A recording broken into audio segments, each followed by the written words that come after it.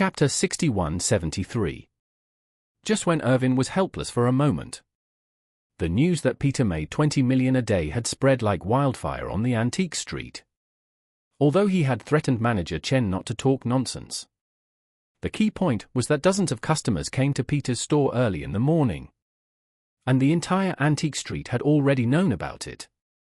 Everyone is curious. Peter just had his eyes opened yesterday, and today dozens of people came to buy things. What kind of medicine is being sold in the good? After collectors from all walks of life came out because they had not bought the bronze Buddha. Many good people had already found the opportunity to approach them and ask what happened there. These people did not hide it, they directly explained the general situation. They just heard that this group of people had taken $20 million and rushed over overnight to snatch the fake goods that Peter had received yesterday. Before he could grab them, the entire antique street began to doubt their lives. So everyone spread the word, and the news soon spread like wildfire. Everyone's mood was almost one of envy, jealousy, and hatred. Many people even couldn't help but sigh in their own WeChat moments. There were many antique makers in Jacob's WeChat moments. And almost everyone posted in WeChat moments to lament how much Peter had earned overnight. 20 million in one go. At this moment, Jacob was drinking champagne with his legs crossed. Just using his mobile phone, constantly checking Dubai to see where there was fun and places to visit. And he didn't even look at the explosive content in his circle of friends. Elaine on the side quickly made a contribution. She also ordered a glass of champagne, matched with the environment in the first-class cabin.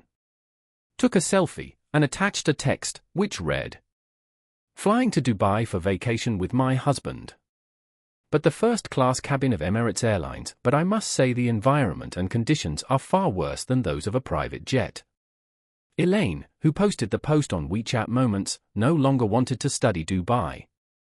And kept scrolling through WeChat Moments, waiting for other people's likes and comments. As a result, she didn't even get a like or a comment. But she came across a piece of content that left her stunned. That circle of friends was posted by a proprietress of a spa and massage parlor. The content was, "I heard that there is a guy in the antique street across the street. He spent 300,000 yuan on an antique last night and resold it for 200,000 yuan the next day. When will I have such good luck and riches?" In addition to this text, the picture is also a picture of the god of wealth. Elaine looked at it and couldn't help but sigh to Jacob. "Hey, husband, you often go to that antique street. One of my circle friends says yesterday, a guy spent 300,000 yuan to buy an antique and sold it for 2 million. You often pick up leaks. How did he pick up such a big leak?" Jacob curled his lips and said, "Just tell me, in this fucking age, you can still find such a leak. Such uninformed laymen spreading lies, when we insiders hear such words, it is completely nonsense." Elaine nodded and said with a smile, "It seems a bit unreliable. 300,000 has become 200,000, and the TV series is also I don't dare to take pictures like this." After saying that, he suddenly saw that the lady who had just posted the post on Moments added another comment that was visible to everyone. The content of the comment is, "I am talking about real family members. You don't have to doubt that the antique collector was laughed at by his colleagues in the antique street last night.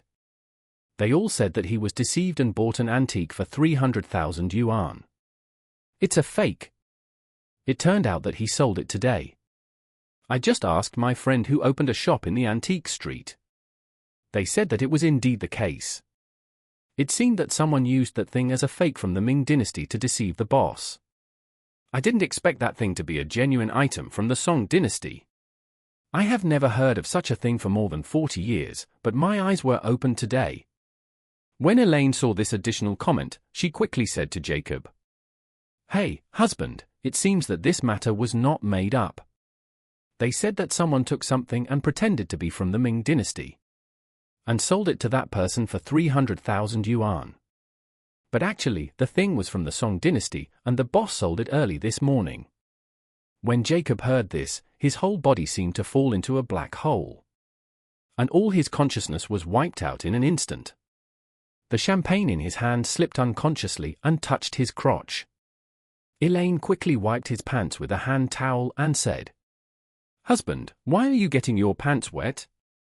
After saying that, she saw Jacob's eyes widen and his mouth wide open, as if he had been stunned. And quickly shook his shoulders. "Husband, what are you doing so stupidly? Husband, what's wrong with you? Are you okay?" Jacob came back to his senses instantly. His eyes suddenly turned blood red at this moment. And he suddenly stood up and blurted out with eyes split open, "Fu.ck. My 20 million. Open the door.